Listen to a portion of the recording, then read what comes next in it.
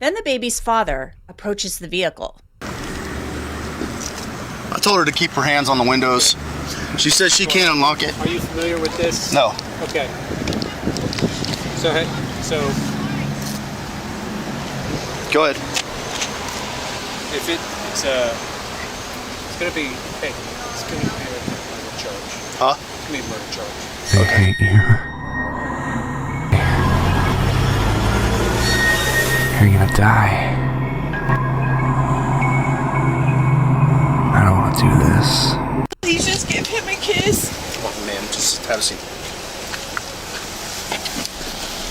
Cops slap the cuffs on a mother after her newborn baby dies, and she claims her 4-year-old caused those injuries. I have the story Kristeny Davis told police. Kristeny Davis is in jail in Oklahoma, charged in the death of her 2-month-old baby boy.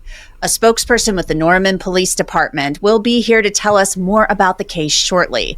It's incredibly sad. 2-month-old babies are completely helpless, and Norman police say Davis claimed her 4-year-old son caused her baby's injuries by throwing him in a ball pit. Oh my God. Davis was booked into jail on February 5th on a charge of second-degree murder as the result of child neglect. But the investigation actually started on January 7th when her baby was taken to the hospital.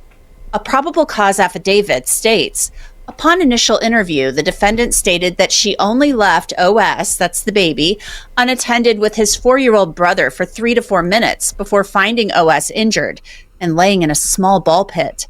The defendant also described an incident that occurred the day before where she witnessed HD, that's the older son, throw OS into that same ball pit, although OS was not injured at that time.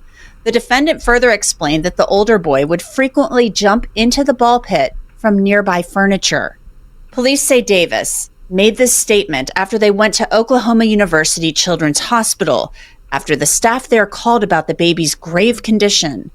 The baby died 12 hours later from multiple skull fractures. Oh my God. The investigation continued, revealing a different story from the one Davis told. The probable cause statement continues. Through investigations, it was discovered that the defendant was consuming alcohol throughout the day and even requested that the father of OS leave work to help pick up the older child from daycare because the defendant was too impaired to drive. Investigations showed the father remained at work and the defendant ultimately decided to go ahead and drive to pick up the older child from daycare at approximately 15:30 hours.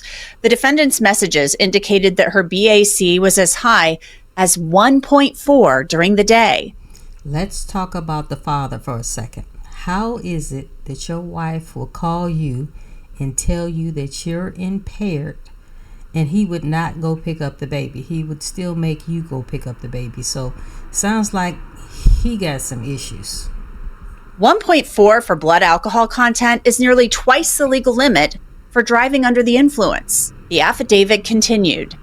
Investigations showed that the defendant purchased a pint of whiskey at 0900 hours, that's 9 a.m., this day, and another pint of whiskey at approximately 15:30 hours, that's 3:30 in the afternoon, as she drove to get her older son from daycare. Wow. It was also found that after she arrived home with her older son and OS, the defendant's phone was inactive and in a locked state from approximately 1700 hours, that's 5 p.m., to 6:30 p.m., or 18:30. During a follow-up interview, the defendant admitted that the time frame in which OS was unsupervised with her older son, as the defendant was intoxicated and sleeping, was more likely the entire 1.5 hours that her phone was inactive. So police believe during that hour and a half, the baby was fatally injured, suffering internal injuries and those skull fractures. Goodness. Detectives quoted Davis as saying, "I can't do anything but blame myself." Norman police tracked down the mother and father in a parking lot last week. Open the door. She's in the vehicle. She's flashing a light at me. Stand by.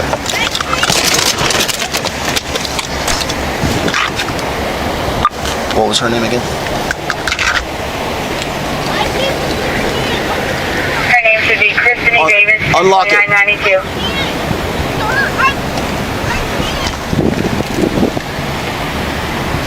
Keep your hands on the window. Occupied one time. She's the only one in the vehicle.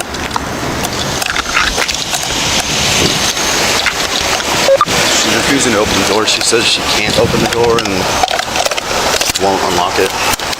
Then the baby's father approaches the vehicle. I told her to keep her hands on the windows. She says she can't unlock it. Are you familiar with this? No. Okay. So Go ahead. if it's gonna be, hey, it's gonna be a murder charge. Huh? It's gonna be a murder charge. Okay. I heard that earlier. Huh? I heard that earlier. What? Okay. There's a homicide warrant. Homicide warrant. If her, Are you? Keep your hands present up in the air when you walk this way. Use that hand. alright. So now, mysteriously, the door opens. Okay, crazy. No. Does he have a gun on him? No. You don't need to yell at me. Exactly. Just go.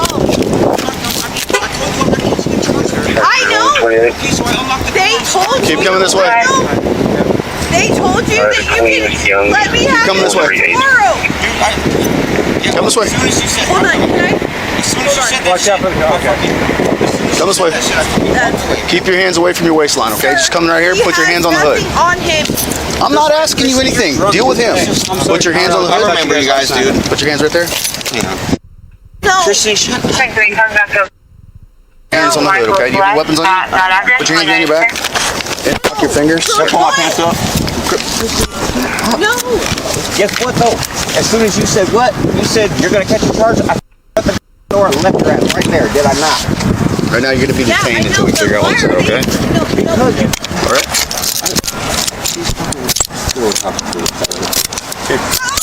You got a male, female detained. Wherever you. Okay.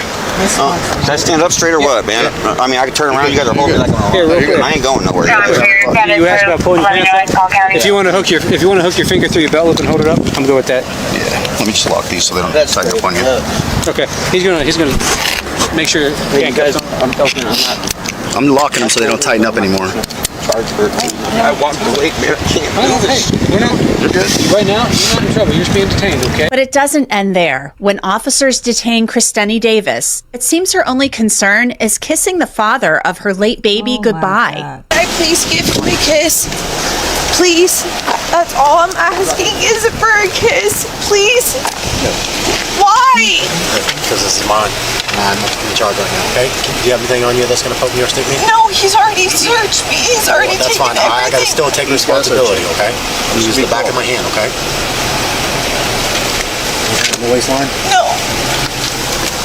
Pull your hands away from me.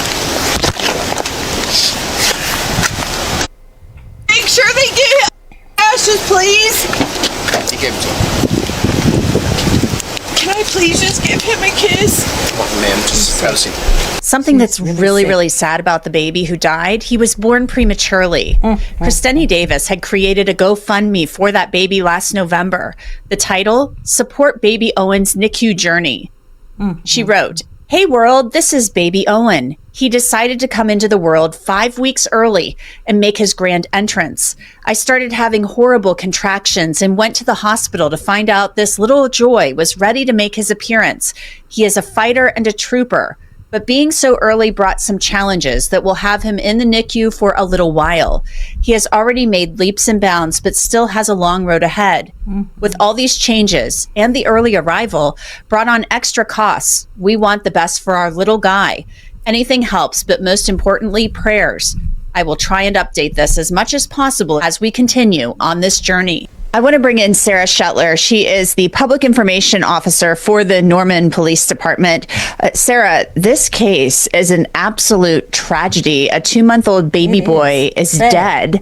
And mom is saying that her 4-year-old son was left unattended because she was passed out drunk, I guess, sleeping, and she's not watching her kids. Yeah, this is a really, really tragic case for our community and for our investigators. As we responded to that initial call, the injuries in this case were extensive and really difficult for our investigators to work through, and then ultimately come to the reality that such a young child suffered fatal injuries during a time period when they were left unattended and the mother was intoxicated. I want to start kind of, at the beginning of this story where, at first it sounds like Kristeny Davis is saying that, the child had been injured earlier, and that the child seemed okay. But then it seems like the story kind of changes and evolves as time goes on. Right. So we first received this information in early January. On January 7th, we were actually contacted by medical staff at a local hospital due to the level of injuries that the child came into the emergency room with. So the parent, the defendant in this case, brought in the child to the emergency room with a pretty extensive head injury. Just based on what they initially assessed the child, they determined that this wasn't a typical accidental fall case. So they initiated the child to get some increased level of care. So they actually air flighted that child to a more specific hospital that cares for children in our area. And that's when we really became contacted and engaged in the case. And so investigators responded to the hospital and began an investigation there. The mother really started with information that there potentially was this terrible accident that occurred with an older child, a 4-year-old child, the baby in a ball pit. And that was really what was initially told to our investigators. As our investigators continued to work through that investigation, more information began to come forward in regards to what exactly led up to that incident. She's sick, so she sits up here and blames her other child for her other child's injuries. That day on the 7th, what the mother's behavior was that day, what she was engaged in, and then ultimately about a 1.5 hour time frame where both children were left unattended and ultimately injuries were sustained that led to the death of that young child. When you guys say ball pit, I mean, I think about those things that are popular these days, with the kids. They're like those plastic kind of little areas with those little plastic balls, and kids kind of just sit in them and play with them. Is that what we're talking about here? Yes, a typical small ball pit that people would have in their children's playrooms or residences. Yeah. And so the story then somehow evolves into, according to the probable cause affidavit, that she was drunk and asleep, and that her phone was inactive for a period of time, and the child allegedly was left with, her older son was left with the baby, and possibly likely caused these injuries. Yes, so our investigation really led us to a greater picture of what exactly occurred on that day. Through those investigations, we were able to determine and confirm that the mother had been consuming alcohol throughout the day, had gone to the liquor store multiple times today to purchase alcohol, including after picking the older child up from a daycare facility and then ultimately going home. It's through those phone records that we were able to determine that there was this idle period where the phone was inactive, and ultimately the mother, came forward to talking about being intoxicated and sleeping. It was that lack of care for both children, and during that time period that ultimately led to the child suffering fatal injuries that ultimately led to their death. Skull fractures, I mean, that takes a lot. I would think that would take a lot of force, especially in a baby. Their skulls aren't formed, they're not together yet. I mean, they're not fused, and I don't know. I mean, I would think that would take a lot. Yes, this is still an active investigation, and so at this point, it's hard to walk into all specifics about exactly what we believe occurred and what evidence is telling us occurred in regards to those injuries. But we can confirm that the child did suffer blunt force trauma and sustained several injuries that ultimately led to their death. All that happened to that child, and she's just worried about giving a kiss to her husband. Cuckoo. And as to exactly what occurred, that's part of that ongoing investigation. The arrest video was kind of interesting. You guys released some of the body camera footage of that. She's worried about giving her significant other, I guess, a kiss goodbye. And, he said that he had told them, he was kind of out of there the night before. I don't really know what's going on there. But it appeared, obviously, they were together when this occurred, when your officers encountered them. Yeah, so this was a warrant that once became active. Officers began working to locate her, and ultimately were able to locate her in a parking lot. She is with the father of the child that's deceased at the time.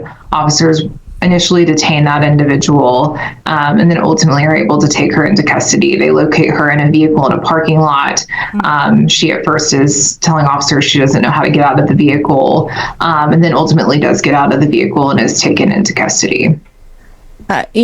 Just a terrible case. I mean, this is a cautionary tale to anybody who, is drinking, day drinking. It sounds like she was highly intoxicated. I think the BAC was 0.14, if I remember correctly. So that's almost twice the legal limit. Horrible. Absolutely. And an inability to care for children in that moment. And ultimately, this is an extremely tragic case for all involved, for the family members of this case, for those that were involved in this case. Ultimately, do you think that her drinking caused this child to be born premature? Was she a drunk back then, or what? They lost a child in regards to this incident, and so just incredibly tragic and hard for us to investigate as well. Well, Sarah Shetler, PIO with the Norman, Oklahoma Police Department, thank you so much. We appreciate your time. They hate you. You're gonna die. I don't want to do this.